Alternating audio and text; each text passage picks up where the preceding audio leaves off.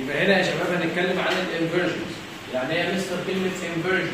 قال the act of changing something so that it is the opposite of what it was before. يعني اغير حاجة عما كانت عليه. فلو قالوا هنكتب الانجليش من الشمال يمين للشمال عملنا له كده انفرجن. طب ليه بنقول الحاجات دي؟ لما نكمل التعريف or of turning something upside down. يعني يا مستر upside down to make the bottom on the top and the top under the bottom.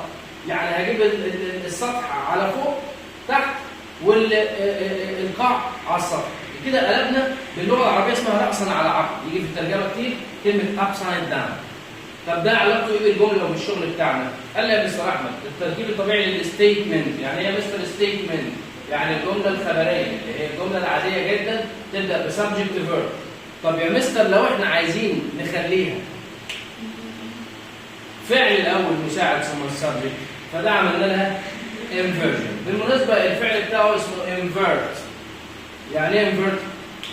to change something upside down or turn something upside down. هقلب حاجه راسا على عقب. حتى معروف ان عندك في البنكتويشن بعد كده دي اسمها الكوما اللي هي على السطر كده. عندنا في الانجليش حاجه اسمها inverted comma. يعني ايه يا مستر inverted comma؟ قال لي دي الكوما اللي بتبقى فوق في الكوتيشن ماركس. ده جزء واحد من الكوتيشن مارك اسمه inverted comma. يعني ايه inverted comma؟ from the bottom to the top. يبقى هي السطر اهو لو عملنا فوق كوما كده واحده لوحديها بقت اسمها inverted comma. يعني ايه inverted comma؟ يعني الكوما كانت تحت خليناها جبنا من تحت ليه؟ او من فوق عكسنا. وبالتالي inverted الفعل بتاعها invert يعني يقلب راسا على عقب. خطيره جدا. كل دي المقدمه بتاعتها. طب يا مستر احمد مين الكلمات اللي ببدا بيها الجمله تعمل لي انفرجن في الجمله؟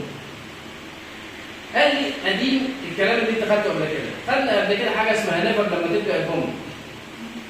الاخت هاردلي والاخت سكيرسلي كمان ليتل كمان نو سونر كمان مين مستر؟ كمان ساعات سو والنايذر وده هنقولهم دلوقتي بطريقه ثانيه. وعندي شويه حاجات بيعملوا انفرجن. نبدا بالحاجه الاولانيه اللي هي نيفر. فلو قلنا مثلا هي نيفر كمز ليت. الراجل ده ما بيبداش بدري، ما بيجيش بدري ابدا. ما بيجيش متاخر سوري. طب هنا نفسر نيفر ينفع نقول هاردلي؟ قال لي هاردلي مع تفاوت المستوى بتاع هاردلي نيفر. نيفر زيرو ما بيجيش متاخر خالص، اما هاردلي بالكاد ما بيبقاش زيرو قوي. لكن الاثنين يعني النفي. يعني بالظبط هقول he doesn't come late. طب يا مستر احمد لما اقول he hardly او never comes late ينفع ابدا بكلمه never؟ قال لي بس خلي بالك يا مستر ان never لو جه بعديها فعل في المصدر بقى الامر.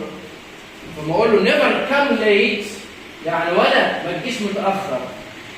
لكن لما اقول never اعمل ايه بقى؟ التركيب الطبيعي فاعل فعل هنخليها فعل مساعد فاعل. فين الفعل المساعد اللي هنا من الفعل؟ comes. يبقى الفعل هنا مين؟ does. يبقى نقول never does. فين الفاعل؟ he comes ولا come؟ مش في does؟ كأنك بتكون سؤال. يبقى بنعملهم كأنهم أداة فعل مساعد فاعل. وبالتالي بصراحة يبقى never does he come late. ده جزء بسيط من الانفرجنز.